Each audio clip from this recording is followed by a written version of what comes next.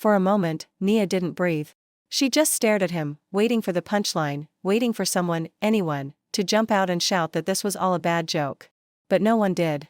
Jaemin watched her with unsettling calm, his eyes sharp, unreadable, too steady for someone who'd almost died 12 hours ago. "Marry you?" she repeated, her voice cracking in disbelief. "Are you insane?" His jaw tightened, but he didn't step back. "It is the only way." "No," she said immediately. "Absolutely not. I don't even know you. You know enough to understand the danger. That's not enough to marry someone. Would you prefer to die instead?" he asked calmly. Her skin ran cold. "Why would anyone kill me? I told your men, I don't belong to you. But they don't believe that." He walked past her slowly, circling like a predator in a conversation too civilized to match his aura. "In our world, a kiss is a vow. And they saw you. So they will hunt you. And they will not stop." Her voice dropped, trembling but stubborn. "I don't live in your world. I'm a nurse. I save people. I don't get involved in mafia problems. You're already involved. I didn't ask to be. And I didn't ask to almost die in your arms," he said quietly, turning toward her with a strange expression. "But here we are." Something in his voice made her chest tighten, frustration, resignation, something darker she didn't understand. Nia shook her head. "Why me? Why is a kiss such a big deal?" He stopped in front of her, eyes locking with hers. "Because the last woman I kissed," he said softly, "was someone I buried." The room went silent. Her anger slipped for a moment, replaced by a sharp ache she hadn't expected. She swallowed. "I'm sorry for your loss. But that doesn't mean. It means you are the first person in years who has gotten close enough to touch my life," he said, voice roughening. "Close enough to be used against me." Her breath caught.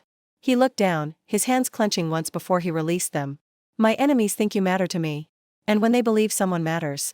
His eyes lifted again. "They destroy them." She stared at him, her heartbeat an erratic drum. "So what, marrying you magically protects me?" "It ties you to my house," he replied. "To my name. They won't touch someone who carries the dragon mark unless they want a war they cannot survive." "Great," she muttered. "So I become your Mafia shield? More like someone under my protection." "I don't want your protection. You need it." "No." "Yes," he said with finality. They stared at each other, fire meeting steel, neither willing to bend. But then he exhaled slowly, his voice dropping lower. "I do not want a wife," he said. "I am not forcing you for desire, or for affection. This is not a love story for me." The words should have comforted her. They didn't. "This is a shield. A vow. A necessary move in a war." She swallowed hard. "And what if I refuse?" "Then you leave here," he said, "and they will kill you before the sun sets." Her stomach twisted painfully, her mind sprinting through possibilities. He stepped closer, voice quieter now, almost gentle. "I am giving you the safest option. Nothing more." She looked away, blinking back stinging tears. "I didn't ask for any of this." "I know." His voice softened like silk slipping over steel. "I truly am sorry you were dragged in. Why did you kiss me?" she demanded suddenly. "Do you even know?" He hesitated. That hesitation told her everything. "It was instinct," he said finally. "A memory. A mistake. A mistake." The word hit her like a slap. She swallowed the knot in her throat. "I'm not marrying you." His jaw clenched, frustration raw beneath his control. "You don't understand what's at stake." "I understand enough to know I won't let someone dictate my life because of a stupid accident." Lightning quick, he stepped forward, trapping her against the wall, not touching her, but close enough to feel the heat radiating from him. His voice dropped to a dangerous whisper. "If you walk out of this house, you will not make it to your apartment. They will take you. They will torture you. They will send me pieces of you until I break." Her breath halted. "You think I exaggerate?" he asked. "You think I want this marriage? I don't.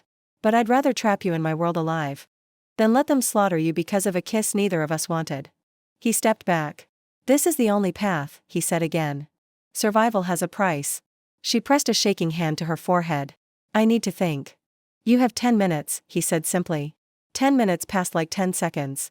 When he returned, she whispered, "Fine. I'll do it. The ceremony happens today." "Today? Why so fast?" "Because they already know who you are," he said. "And they're coming." "When?" "Now." An explosion rocked the mansion, windows shattering, walls shaking. Nia screamed as debris fell. Jaemin grabbed her. Gunshots thundered outside. "They've breached the perimeter," he said. "They're here for you." "What do we do?" she whispered. "We survive," he said. together. Was agreeing to marry Jaemin her only way out? Or the biggest mistake she'll ever make? Tell me your thoughts below, subscribe, and brace yourself, part 3 is coming, and it will leave you speechless.